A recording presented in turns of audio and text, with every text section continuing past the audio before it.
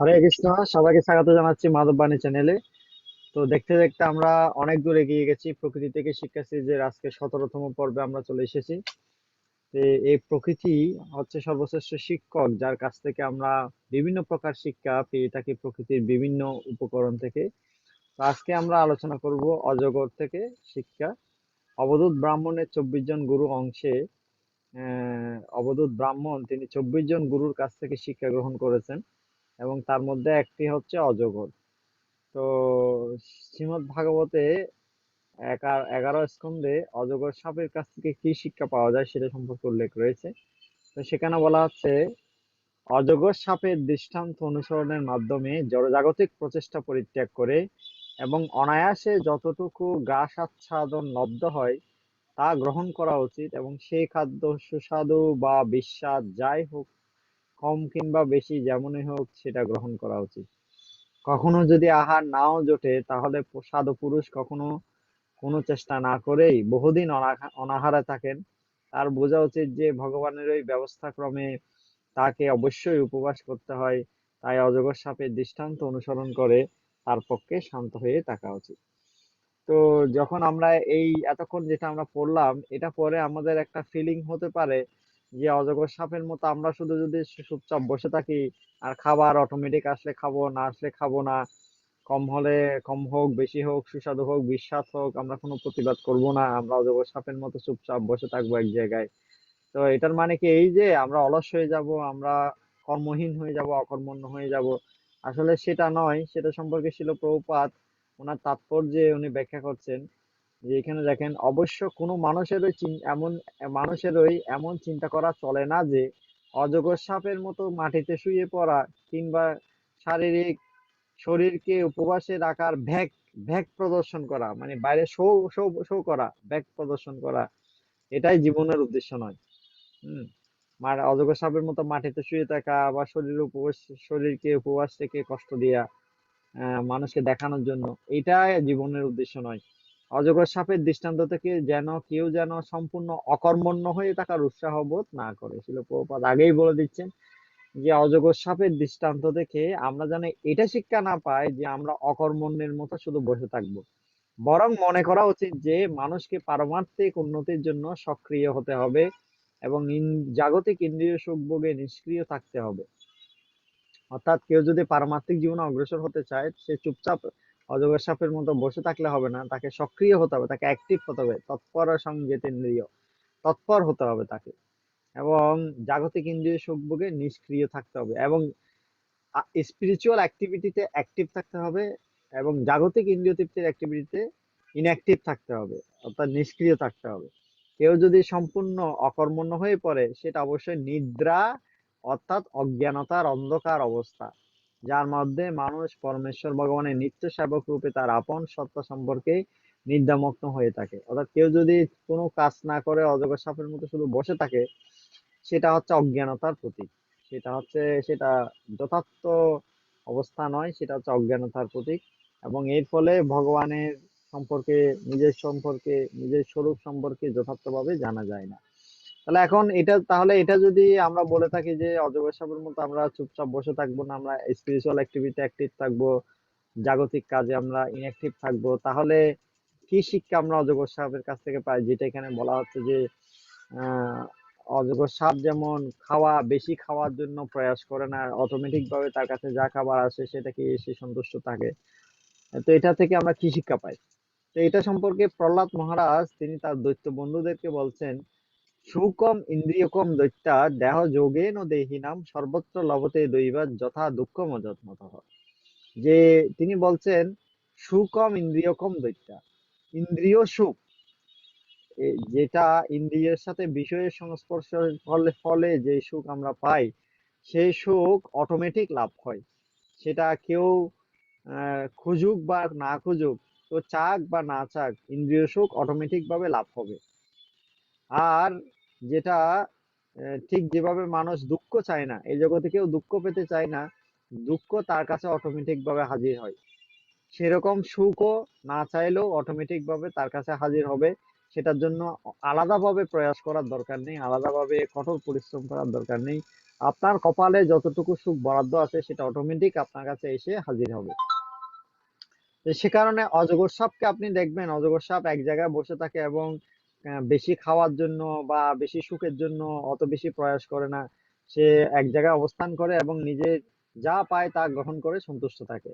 তো অজগর সাপের কাছ থেকে আমরা শিখতে পারি যে জাগতিক ইন্দ্রিয় তৃপ্তির জন্য বা ভোগ সুখের জন্য আমরা কঠোর পরিশ্রম করা, গাধার মতো পরিশ্রম করা বা অনেক প্রচেষ্টা করার কোনো প্রয়োজন নেই। আমাদের জন্য যেটা বরাদ্দ আছে, ভগবান যেটা বরাদ্দ করে দিয়েছেন, ভগবান কৃষ্ণ ঈশোপনিষদে বলছেন ঈশাবাস্যমিদং সর্বং যৎকিঞ্চ জগত্যাম জগৎ তেন তত্ত্বেন বুঞ্জিতা মা গৃহকস্য সিদ্ধানম। যার জন্য যতটুকু বরাদ্দ আছে ততটুকু গ্রহণ করে সন্তুষ্ট থাকা উচিত।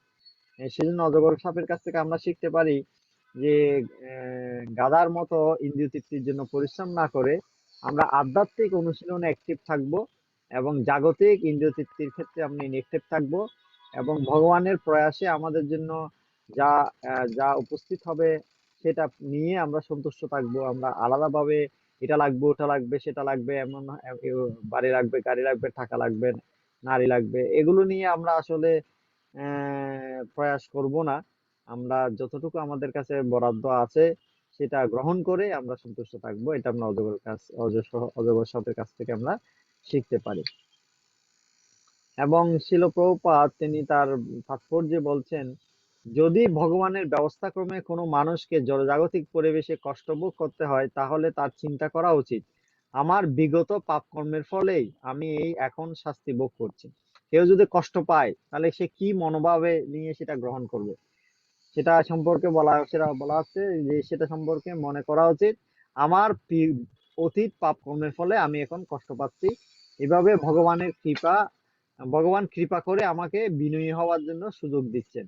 ভগবান এই কষ্ট দেওয়ার মাধ্যমে আমাকে বিনয়ী করে তুলেছেন, এভাবে মনে করা উচিত। সহিতা শব্দটি বোঝায় যে মানুষকে সর্বদা মানসিক উদ্বেগ বর্জন করে শান্ত এবং ধীর স্থির থাকতে হবে।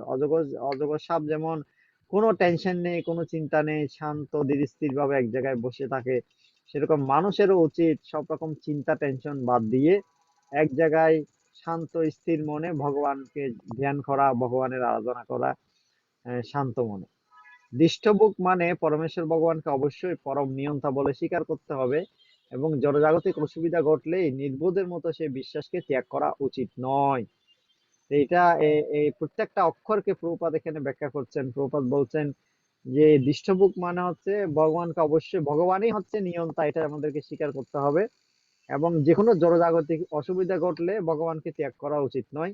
আমরা তো কি করি, যখন আমাদের জীবনে কোনো বিপদ আসে, সমস্যা আসে, আমরা ভগবানকে ত্যাগ করে ফেলি, আমরা সেই সমস্যার কাছে মাথা নত করে ফেলি।